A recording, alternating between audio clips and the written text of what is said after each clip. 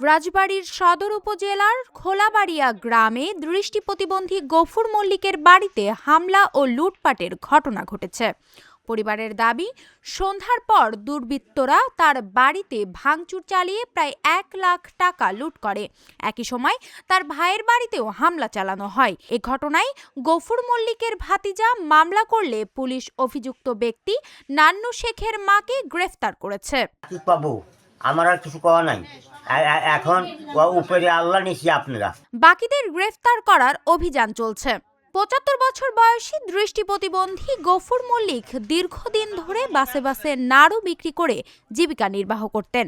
পরে তার সংগ্রামী জীবনের প্রতি সম্মান জানিয়ে বিএনপির ভারপ্রাপ্ত চেয়ারম্যান তারেক রহমান তাকে 1,70,000 টাকা আর্থিক সহায়তা প্রদান করেছিলেন।